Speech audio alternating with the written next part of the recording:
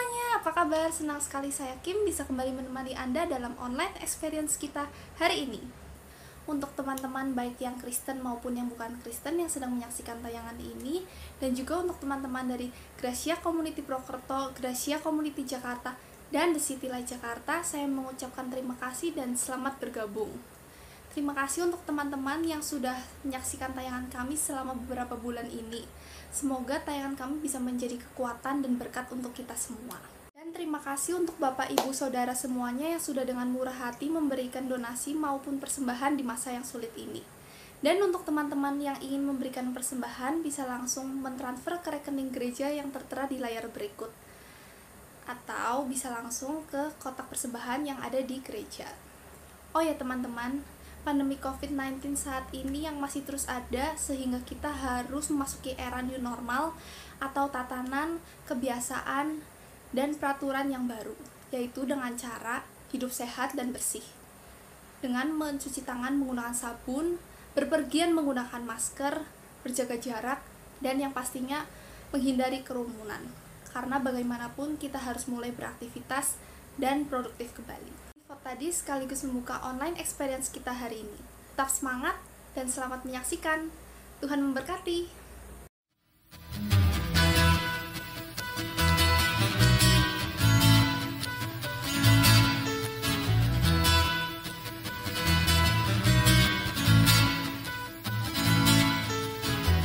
Terpujilah nama-Mu Tuhan,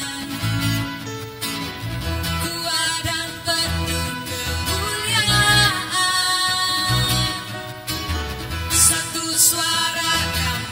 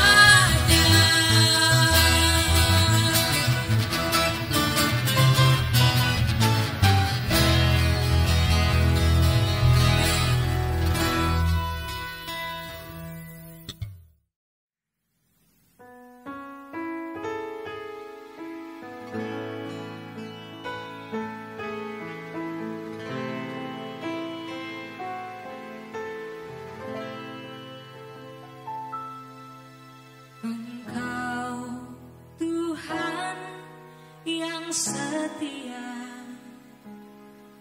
waktumu selalu yang terbaik.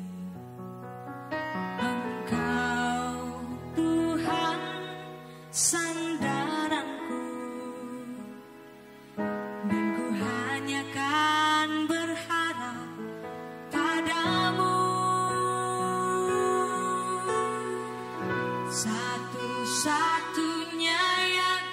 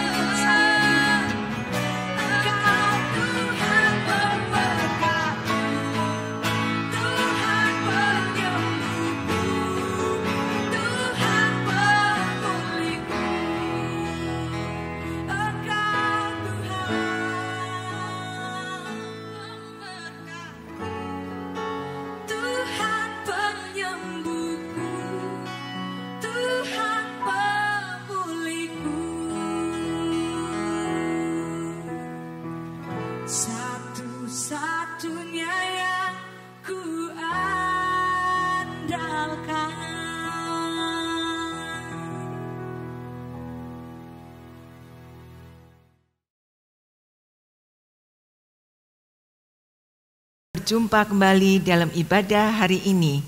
Doa dan harapan saya, Anda semua sehat dan terus disertai Tuhan. Kita sedang bersiap-siap atau sudah memulai memasuki pola kehidupan new normal. Kehidupan dengan kebiasaan-kebiasaan yang baru. Pola hidup new normal ini dijalankan di tengah pandemik virus COVID-19 yang masih terjadi. Dan mungkin virus ini tidak akan pergi, tapi virus ini akan tinggal bersama kita. Karena itu, pola hidup new normal harus menjadi kebiasaan sehari-hari bagi kita semua. Kalau kita ingin sehat, seringlah mencuci tangan, pakai masker, mungkin ini akan selamanya menjadi kebiasaan kita. Pakai hand sanitizer, kalau dulu yang dibawa minyak wangi, sekarang yang dibawa adalah hand sanitizer. Menjaga jarak dan ibadah hanya 1 jam. Tidak berlama-lama di luar rumah, tidak begadang. Mandi setelah bepergian keluar rumah. Kalau dulu mandi 2 kali sehari, yang malas 1 kali sehari, atau seminggu sekali. Sekarang setiap keluar rumah, balik dan masuk ke rumah, harus membersihkan tubuh dengan mandi dan keramas. Dalam menjalani kehidupan new normal ini, tentunya ada hal-hal yang kita harapkan. Karena manusia hidup membutuhkan pengharapan. Sebab tanpa harapan, niscaya hidup tidak akan bergairah. Harapan merupakan bumbu kebahagiaan, bahkan mungkin kebahagiaan utama yang bisa dinikmati orang di dunia ini. Kapan seseorang itu berpengharapan? Biasanya kalau orang itu sedang dalam kesusahan, selalu berharap datangnya kebaikan. Perubahan akan terjadi untuk hidupnya seperti saat ini. Kita berharap secepatnya Mas Corona ini pergi dari Indonesia atau dari dunia ini. Tetapi sebenarnya dalam keadaan baik pun kita punya pengharapan.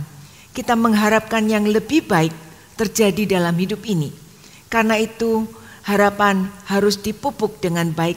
Sebab kalau harapan memudar, hidup pun tak akan bersinar. Begitu besar peranan harapan dalam hidup manusia, sehingga Martin Luther mengatakan, segala sesuatu di dalam dunia ini dikerjakan dengan pengharapan. Tanpa harapan, orang tak akan mampu atau segan melakukan sesuatu. Apakah harapan itu? Dalam bahasa Yunani disebut elpis, yang berarti mengantisipasi atau membayangkan sesuatu yang lebih baik di masa depan yang belum nampak, sehingga kita menantikan dengan sabar dan penuh kerinduan. Jadi berharap berarti menantikan sesuatu yang lebih baik, terutama dikala sesuatu tampaknya tidak menggembirakan. Harapan bisa menjadi satu-satunya penopang hidup. Banyak orang tidak bisa menerima keadaan yang tidak menyenangkan dalam hidupnya. Mereka mulai mengomel, memberontak, dan menyalahkan Tuhan atas apa yang dialami. Hal ini berlanjut pada tindakan dan tekad keluar dari permasalahan yang ada. Apapun caranya, tidak peduli apakah jalan yang ditempuhnya nanti berujung pada kesia-siaan.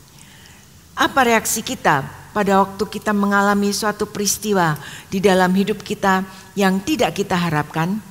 Bagaimana sikap kita waktu mengalami kejadian yang tidak terduga terjadi di dalam hidup kita? Pada saat kita menghadapi hal-hal seperti itu, ada 2 perasaan yang paling mudah muncul di dalam hati kita, yaitu perasaan menyesal dan perasaan kesal. 2 perasaan ini muncul sebagai reaksi dari situasi yang datang kepada kita. Kita menyesal dan kesal.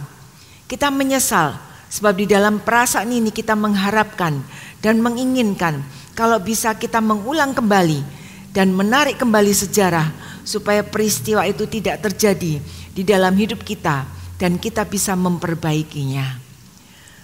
Kita kesal karena kita merasa hal itu tidak fair terjadi di dalam hidup kita. Saudara-saudara, sekuat dan sehebat apapun manusia, Kemampuan dan kekuatannya ada batasnya. Tetapi jika kita mau menyikapi setiap permasalahan yang ada dengan tetap berharap pada kuasa Tuhan, tidak ada yang perlu kita ragukan lagi. Pengkhotbah 9 ayat 4 mengatakan, tetapi siapa yang termasuk orang hidup mempunyai harapan. Jadi orang yang hidup pasti punya harapan. Mazmur 39 ayat 8 mengatakan, dan sekarang apakah yang ku nanti-nantikan ya Tuhan, kepadamulah aku berharap. Penderitaan dan hal-hal yang tidak menyenangkan diibaratkan orang yang sedang sakit bersalin dan menantikan bayinya segera lahir. Harus ada perjuangan dan ketekunan dalam menanti sesuatu yang kita harapkan. Sebab jika kita tekun, iman kita akan kuat dan tidak mudah diombang-ambingkan oleh keadaan apapun, sehingga pengharapan kita di dalam Tuhan tidak mengecewakan. Seringkali saat pergumulan terasa berat dan sepertinya tidak ada jalan keluar, kita mulai membuat perhitungan dengan Tuhan. Kita berkata, aku sudah mengikut Tuhan selama bertahun-tahun. Aku sudah terlibat dalam pelayanan dan banyak korban harta untuk pekerjaan Tuhan. Tetapi mengapa seakan Tuhan tidak adil? Setiap kita pasti selalu berharap agar perjalanan hidup kita baik-baik tanpa hambatan yang merintangi. Demikian pun Tuhan selalu ingin kita menjadi kuat seperti Raja Wali yang meskipun harus melewati badai tetap mampu terbang tinggi. Tuhan tidak pernah membiarkan kita bergumul seorang diri. Dia sangat peduli dan sanggup memberikan pengharapan yang pasti dan tidak pernah mengecewakan. Saudara-saudara, kita baca Kolose pasal 1 ayat 23 mengatakan, sebab itu kamu harus bertekun dalam iman, tetap teguh dan tidak bergoncang, dan jangan mau digeser dari pengharapan Injil yang telah kamu dengar dan yang telah dikabarkan di seluruh alam di bawah langit, dan yang aku ini Paulus telah menjadi pelayannya. Ikut Tuhan harus disertai dengan ketekunan, kesungguhan hati, dan tetap memiliki pengharapan yang benar di dalam Tuhan. Iman seseorang akan teguh jika didasarkan pada pengharapan yang benar, maka kehidupan spiritualnya akan tetap kokoh dan berdampak bagi orang lain. Ada banyak hal yang dapat mempengaruhi kita untuk berpengharapan, yaitu ajaran agama, psikologi, ilmu pengetahuan, dan lainnya yang kelihatan menjanjikan, tetapi dapat menjebak kita kepada pengharapan yang sia-sia. Pengharapan seperti itu membuat kebanyakan manusia mengandalkan sesuatu yang dianggap dapat menjadi sandarannya. Injil mengajarkan tentang pengharapan yang pasti di segala aspek kehidupan kekristenan, seperti pengharapan dalam keselamatan, pemeliharaan, kesembuhan, pemulihan hubungan dengan sesama, terutama dengan Tuhan, dan rencana masa depan. 1 Tesalonika 5 ayat 8 mengatakan, tetapi kita yang adalah orang-orang siang, baiklah kita sadar, berbaju sirahkan iman dan kasih, dan berketopongkan pengharapan keselamatan. Alkitab mengumpamakan pengharapan ini sebagai ketopong keselamatan. Apa gunanya ketopong? Ketopong gunanya untuk melindungi bagian tubuh yang paling rawan, yaitu kepala. Begitu pula pengharapan akan memberikan perlindungan bagi jiwa kita dari hempasan berbagai badai kehidupan. Contoh kita dapatkan dalam Markus pasal 5 ayat 24 sampai 34. Di situ diceritakan tentang perempuan yang menderita sakit pendarahan selama 12 tahun. Kita baca beberapa ayat saja. Ayat 27 mengatakan, dia sudah mendengar berita tentang Yesus. Maka di tengah-tengah orang banyak itu, ia mendekati Yesus dari belakang dan menjamah jubahnya. Ayat 28, sebab katanya, asal ku jamah saja jubahnya, aku akan sembuh. Ayat 29, seketika itu juga berhentilah pendarahannya, dan ia merasa bahwa badannya sudah sembuh dari penyakitnya.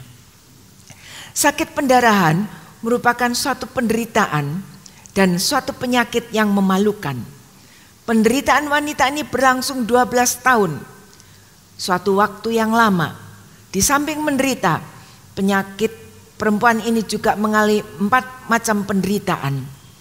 Penderitaan secara sosial, dia dianggap najis karena itu dia harus dikucilkan. Secara fisik dan medis, kekurangan darah banyak dan tubuh menjadi lemah. Secara rohani, tidak bisa bersekutu, beribadah. Secara ekonomi, kehabisan uang dan harta untuk berobat.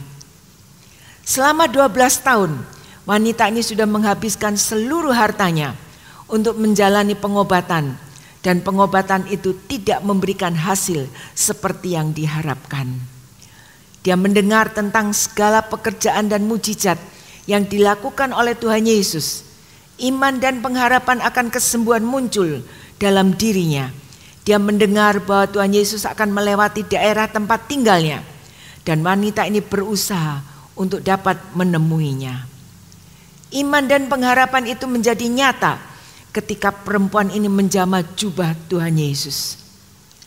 Kesabaran wanita ini selama 12 tahun adalah teladan bagi kita untuk tetap sabar dalam masa-masa kesesakan seperti saat ini. Pandemik COVID-19 sudah membuat banyak batasan-batasan untuk semua manusia. Dan ini semua tidak kita sukai karena semua gerak bebas kita dibatasi. Dan semua orang berharap agar situasi ini cepat berakhir dan berlalu. Memang tidak mudah menjalani masa-masa yang sukar, tetapi pengharapan di dalam Kristus memberikan kekuatan bagi kita untuk menanggungnya. Harapan wanita ini untuk mendapat kesembuhan tidak mengecewakan. Tuhan menjamah dan memberikan kesembuhan bagi wanita ini.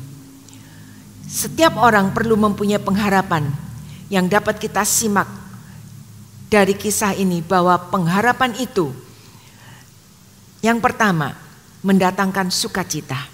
Amsal 10 ayat 28 mengatakan, harapan orang benar akan menjadi sukacita, tetapi harapan orang fasik menjadi sia-sia.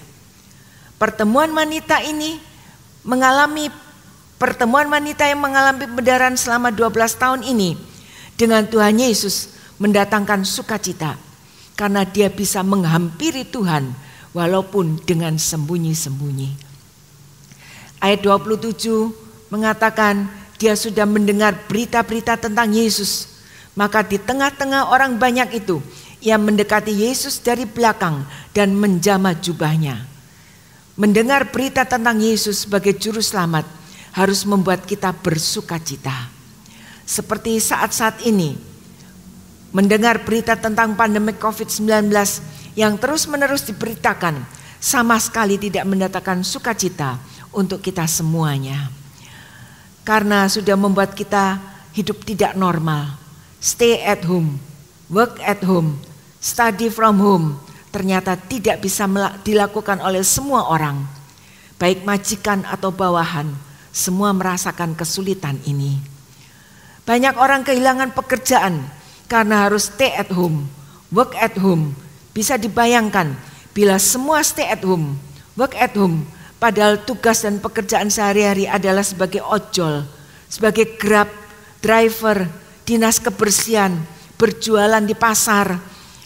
Bukankah itu mendatangkan kesulitan hidup tersendiri? Dan bukankah hal itu mendatangkan duka cita? Bukan mendatangkan sukacita, bahkan sudah membuat kesedihan dan penderitaan tersendiri bagi banyak orang. Bagi yang mengalami hal seperti itu, apakah Anda memiliki iman seperti wanita yang mengalami pendarahan ini? Berserah sepenuhnya kepada Tuhan dan hanya mengharapkan pertolongan Tuhan saja. Bukan menggerutu, mengomel, atau menyalahkan orang lain. Di mana ada pengharapan, di situ pasti ada sukacita.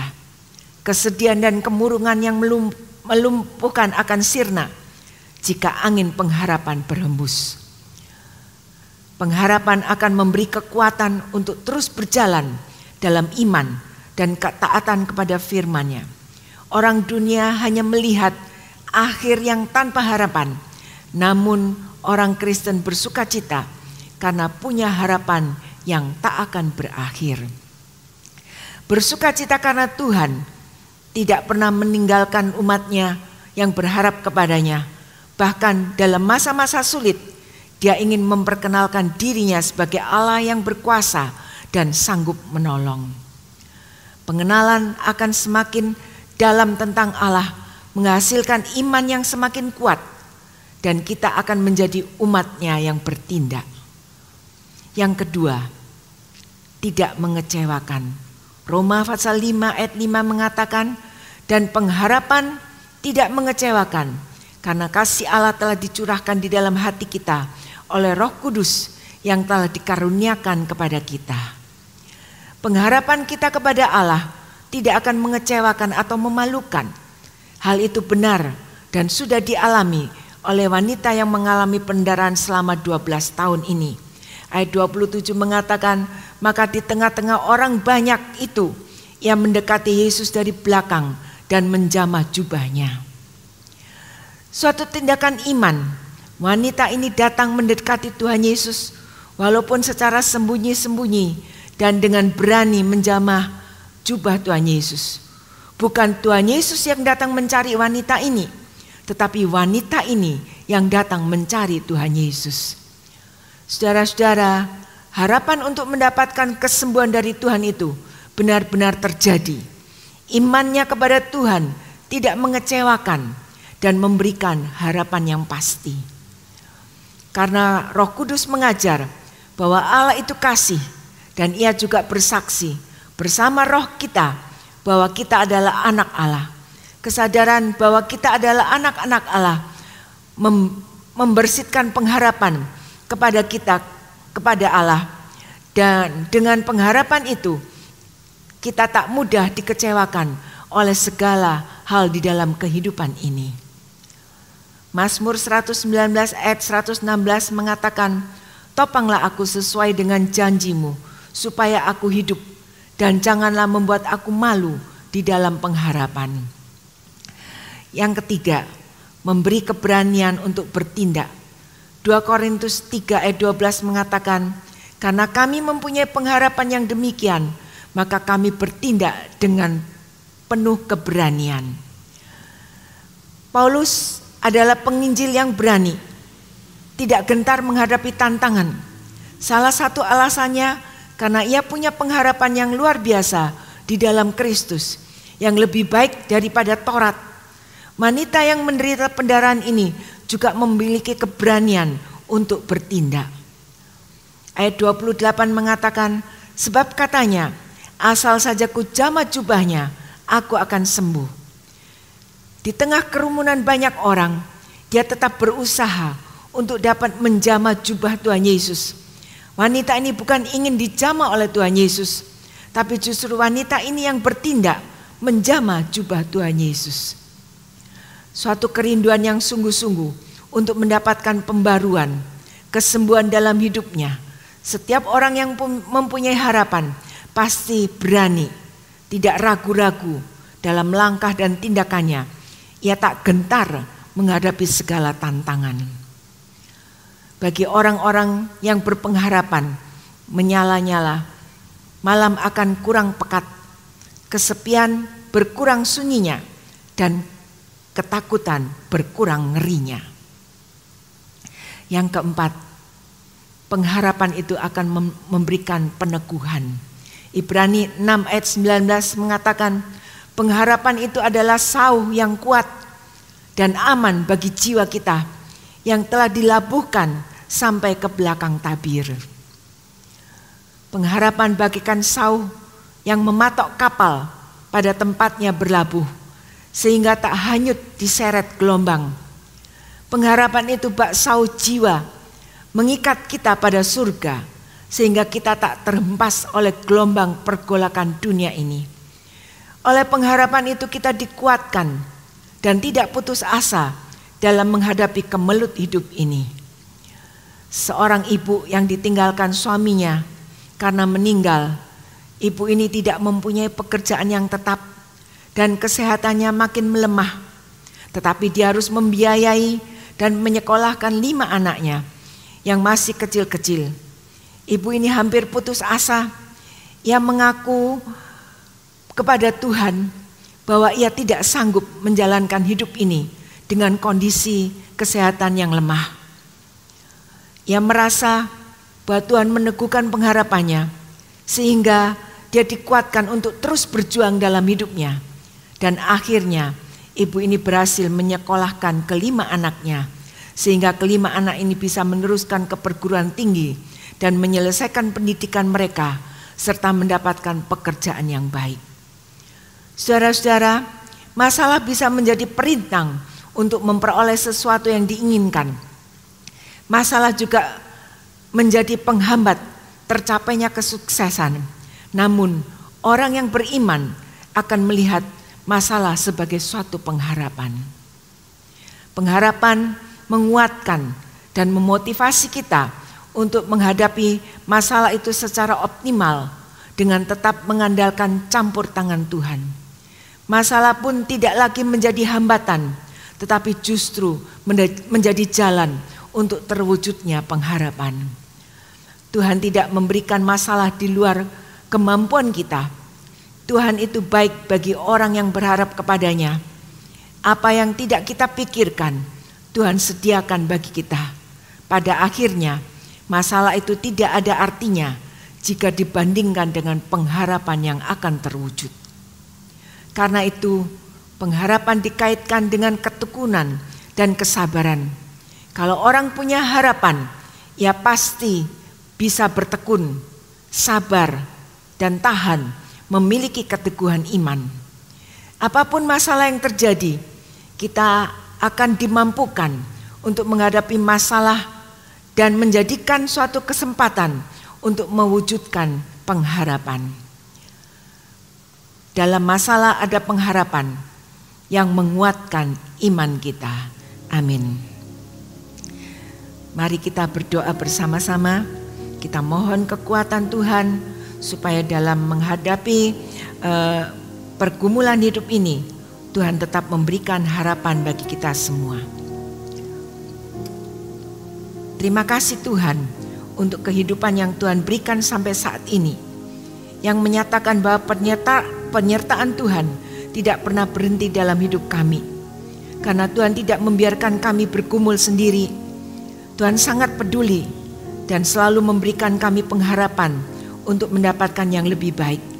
Berikan kami iman dan pengharapan seperti wanita yang mengalami pendarahan, yang benar-benar merindukan zaman Tuhan dan mendapatkan kesembuhan dari Tuhan.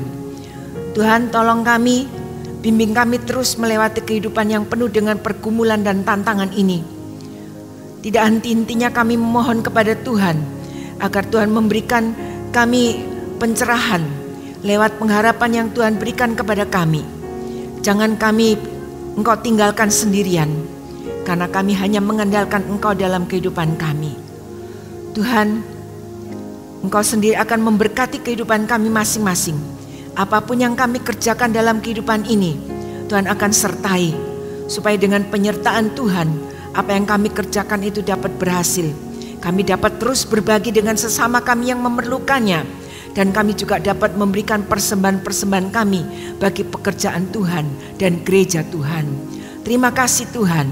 Kami hanya memohon pertolongan Tuhan dalam hidup kami. Kami tidak mengandalkan kekuatan kami, tapi kami mengandalkan Engkau sebagai harapan dalam hidup kami.